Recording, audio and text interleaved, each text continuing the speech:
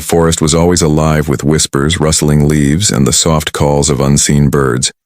But on that particular afternoon, it seemed to hum with a secret energy.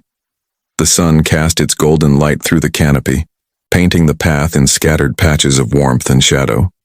A girl in a crimson cloak, known to everyone in her village as Little Red, walked along the narrow trail with a basket in her hands. The cloak had been a gift from her grandmother, sewn with loving care, and it marked her presence vividly against the muted greens and browns of the woodland. She hummed a tune as she walked, the melody carefree, her step light. Her mother had warned her not to wander from the path, but the girl's mind often drifted, carried by curiosity.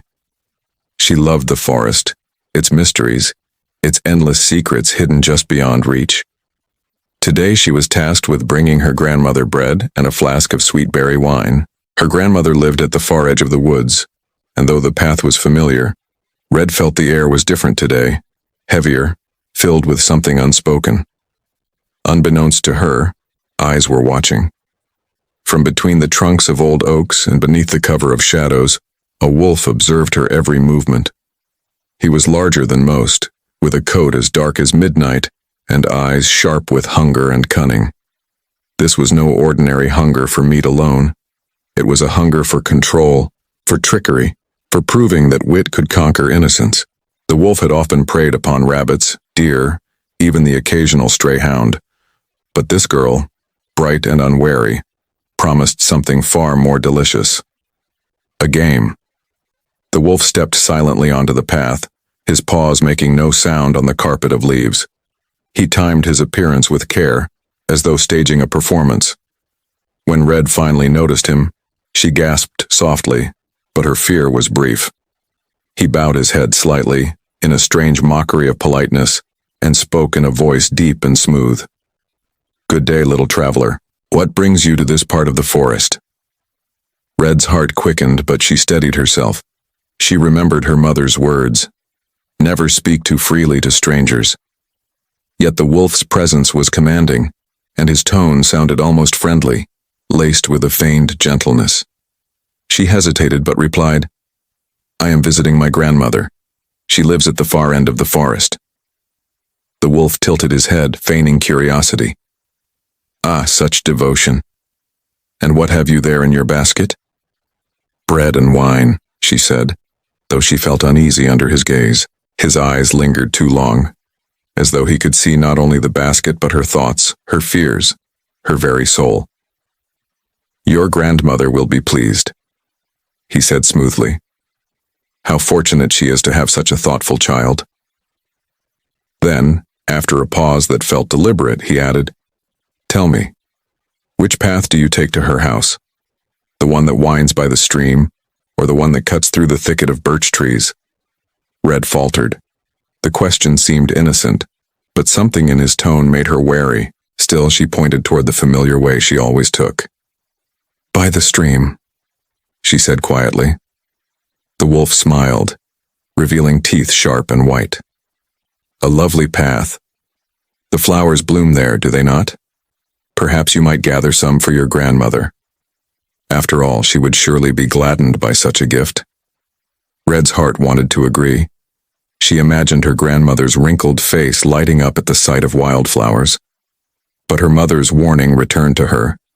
"Do not stray." Still, the wolf's suggestion lingered, planting doubt in her mind. The wolf, however, was already forming his plan. While Red might stop to gather flowers, he would take the shorter path unseen and reach the grandmother's cottage first. His cunning was sharpened by anticipation. "Farewell, little one," the wolf said, retreating into the shadows. "Enjoy your walk." Red watched him disappear, unease twisting inside her. She continued along her path, but her eyes lingered on the edges of the forest, half expecting him to appear again. To ease her nerves, she bent to gather a few blossoms, yellow, blue, and white, telling herself it was harmless.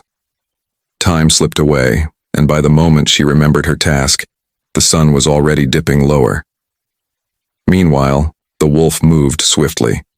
His paws carried him along a secret trail that only he knew, one that cut through dense undergrowth and across hidden clearings.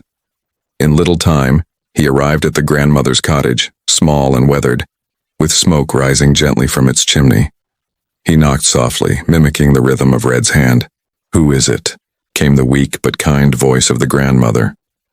"It is I, grandmother, your dear little Red," the wolf answered, disguising his voice with surprising skill. The old woman, frail and unsuspecting, opened the door. But before she could even gasp, the wolf lunged, not with hunger for her flesh, but with a twisted sense of victory. He bound her swiftly with a rope and tucked her into a large wooden chest in the corner, muffling her protests. He had no desire to kill her, at least not yet. His true play was with the girl. The wolf then clothed himself in her nightgown and cap, drawing the covers up to his chin. His size made the disguise imperfect, but he trusted the dim light of the cottage and the girl's innocence to shield him. He settled into the bed, suppressing his excitement, and waited. When Red finally arrived, breathless from her walk and clutching her bouquet, she knocked softly on the door. "Come in, child," croaked the wolf, his voice a low imitation of the grandmother's frailty. Red stepped inside. The room smelled different, sharper somehow, and though the fire still crackled in the hearth, a chill ran through her. She approached the bed slowly, her eyes narrowing as she noticed her grandmother's unusual appearance. "Grandmother," she whispered, "your eyes. They are so large." "All the better to see you with, my dear," the wolf replied, his voice trembling with both effort and anticipation. "And your ears," she said, edging closer. "They are so sharp." "All the better to hear you with. And your teeth." Her voice faltered as she saw the gleam of fangs beneath the cap. "All the better to eat you with," the wolf roared, springing from the bed. But Red, unlike the innocent girl of old tales, had not come unprepared. Her mother's warnings had etched themselves deep into her, and the unease she felt earlier had planted resolve in her heart. She dropped the basket and darted backward, her crimson cloak swirling around her. The wolf lunged, but she snatched a heavy iron poker from beside the fireplace, brandishing it with both hands. "Stay back!" she shouted, her fear transforming into defiance. The wolf laughed, circling her. "Do you think you can fight me, little girl? I am the shadow in the forest, the hunger that never ends." But Red stood firm, her grip tightening. "And I am not afraid of you." The wolf leapt, but she swung the poker with all her strength. It struck him across the muzzle, stunning him. He howled in rage and pain, stumbling backward. In the chaos, the chest in the corner rattled, and Red heard her grandmother's muffled cries. Realization struck her, and she dashed toward it, pulling open the lid. Her grandmother emerged, weak but alive, and together they faced the enraged beast. Before the wolf could recover, Red and her grandmother pushed him toward the door, using the poker and sheer will. With a final shove, they forced him out into the night. The wolf snarled, retreating into the shadows, his pride wounded more than his flesh.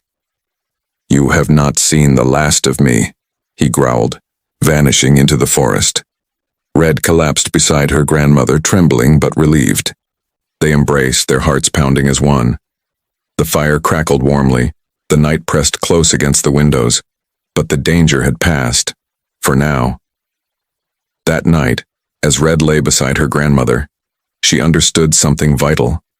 Innocence may invite danger, but courage, wit, and love could outmatch even the cunning of wolves. And in the depths of the forest, though shadows stirred and eyes watched, she knew she would never again walk blindly. The red cloak was no longer just a mark of youth, but a symbol of strength, carried proudly into the dark.